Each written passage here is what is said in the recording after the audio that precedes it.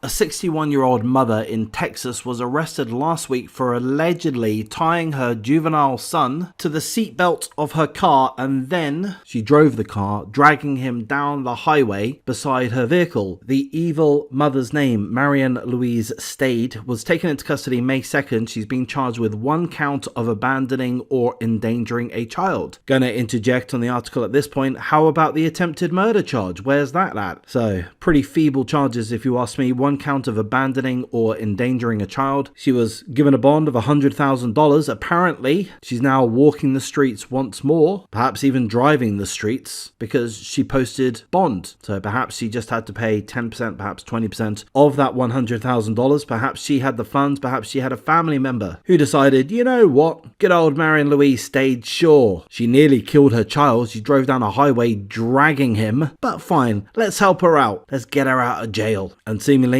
Texas authorities were cool with that. Oh yeah, you've paid a bond. No worries, let's have you back on the streets then. No problemo. So there is a bit of a story that we'll go through. This occurred May the 2nd, and Archer County Sheriff's Office received a phone call from someone who claimed to have witnessed an adult female dragging a child out of the backseat of a vehicle on the side of Highway 79. So the witness told the emergency dispatcher that they had seen a woman driving her car on the highway with a child tied to the seat belt and being dragged outside of the vehicle. So, of course, Texas did the right thing. A deputy responded to the call, located the evil mother's car, and executed a traffic stop. Hi there, lady. How are you today? There seems to be a child being dragged from your car. Let me ask you a couple of questions if you don't mind. The mother said that she was in the middle of an argument with her son. Why? Well, because her son had insulted her, called her a bad name. Yeah, I would call her a few bad names myself. So, how did she respond to her son calling her a bad name? Well, she pulled the vehicle over and refused to move until he apologized. That's her story, she told a deputy. Oh no, I didn't drag the child alongside the vehicle. That would be the act of an insane person. I'm not insane. I'm a perfectly good mother, is what Marion Louise Stade effectively told the deputy. The deputy said, oh well, I'll take your word for it then. Okay, Sonny Jim, don't be rude to your mother. Behave yourself. On your way. And the deputy let them go. Then, moments later, or minutes later, the deputy received